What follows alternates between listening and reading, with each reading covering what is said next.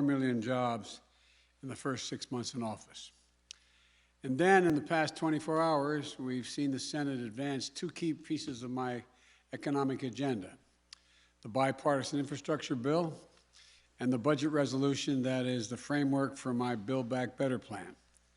Today, I'm pleased to share more good news with the American people. The latest report on consumer prices show that we've expanded some easing, the expected easing we thought was going to come has increased, that we've seen a good monthly report. The monthly core consumer price index is down by nearly 2/3 from its pace over the past 3 months.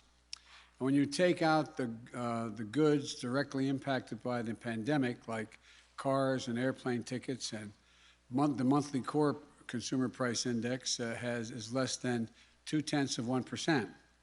So here's where we stand. Jobs are up and monthly price increases have come down. Economic growth is up, the fastest in 40 years, and unemployment is coming down.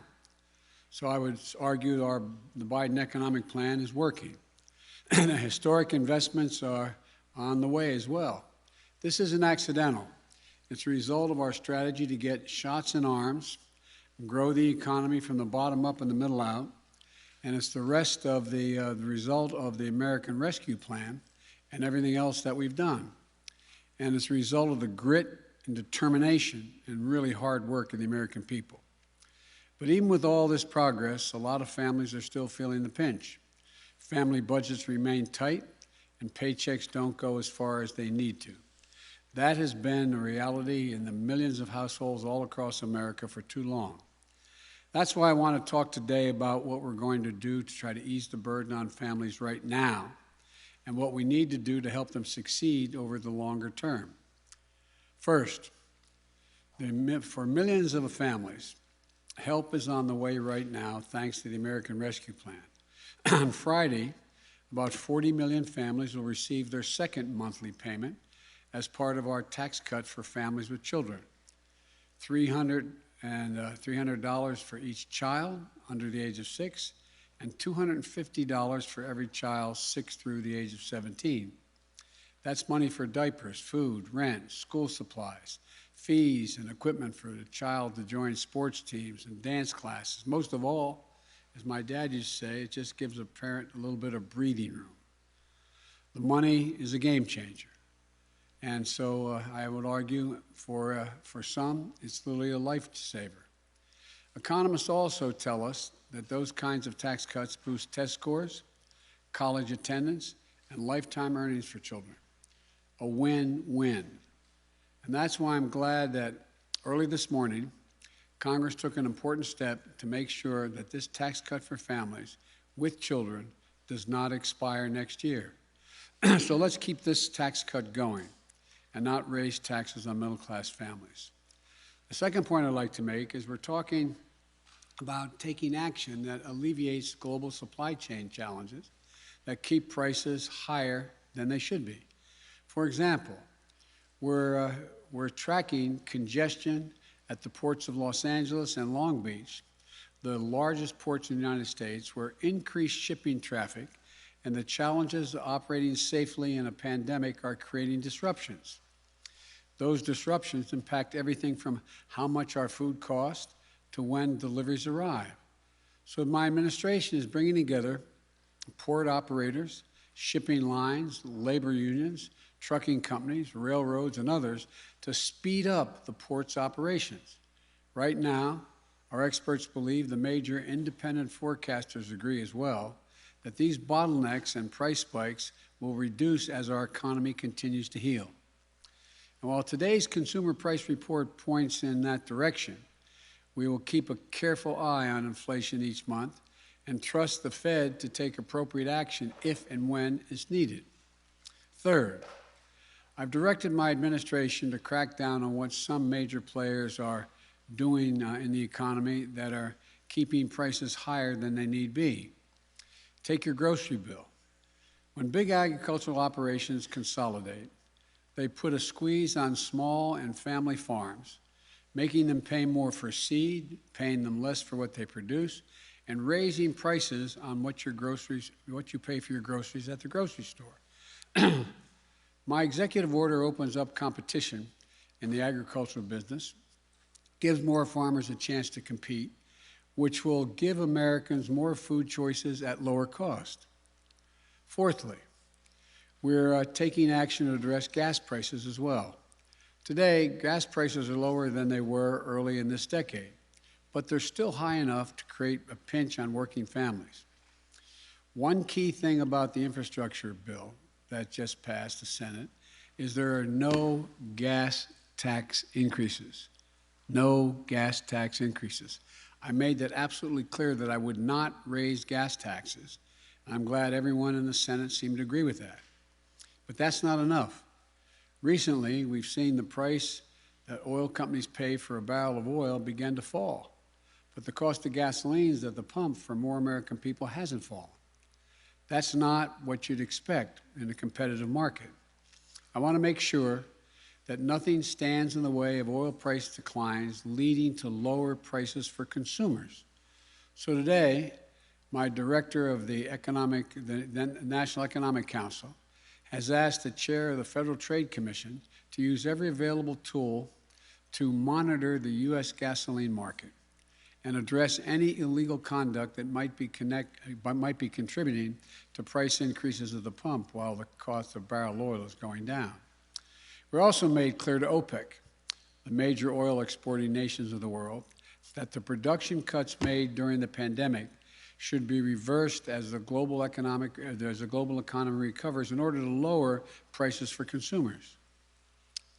The child tax credit, stepping in to address the supply chain challenges, my competition orders, the FTC investigation and the price gouging, these are some of the immediate steps we're taking to put more money in your pocket and make that money go further.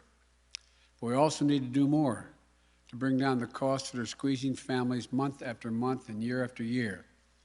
We need to make this economy work better for working families in the long run. These challenges are with us long before the pandemic and before I took office. But as we recover from this crisis, now is the moment to put in place the long-term plan to build back America better. A plan that will increase opportunities with better jobs and with higher wages. A plan that will lower the everyday costs that strain our budgets and our nation's families today and long into the future. It starts with making investments that we know will make the economy more productive and lead to more growth over the long run. Bringing down the cost, everyday costs, that have been taking a bigger and bigger bite out of middle-class families' incomes.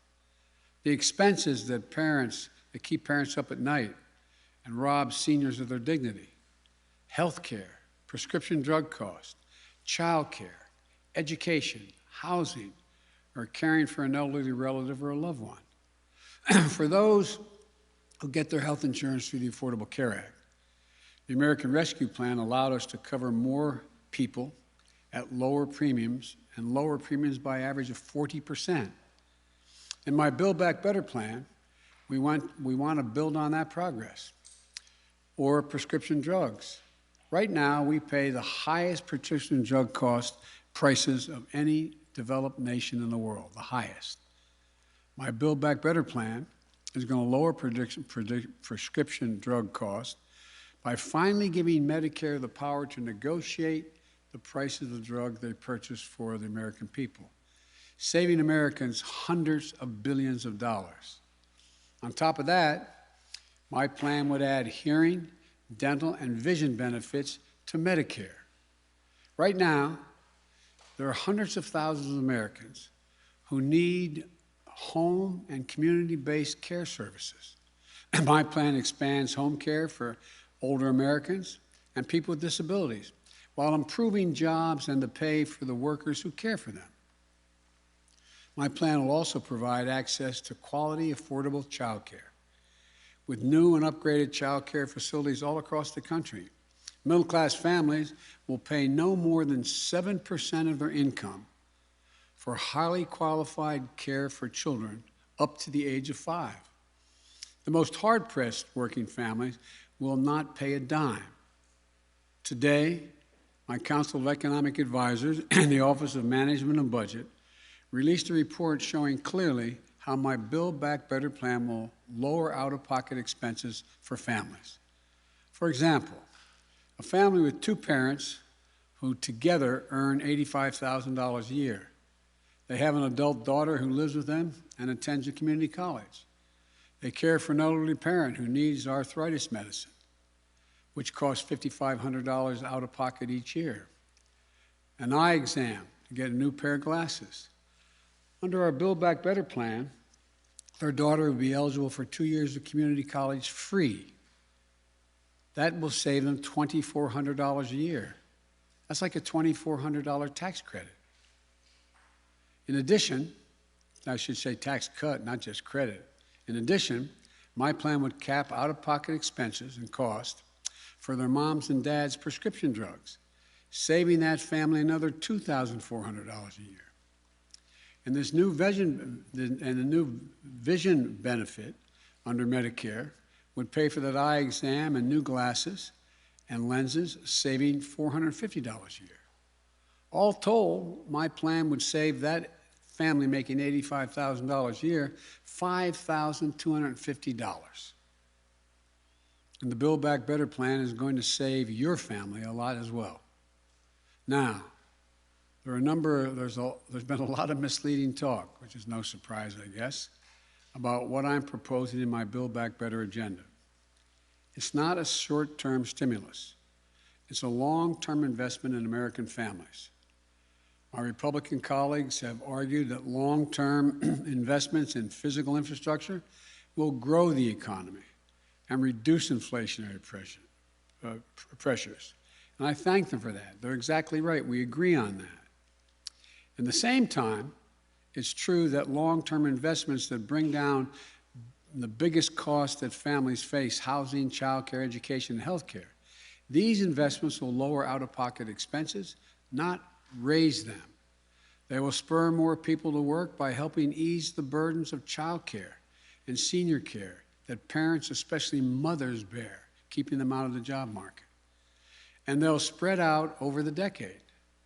They'll make a huge difference for families, but they'll only make up around 1% of our economy each year over the next decade. And they're going to be fully paid for.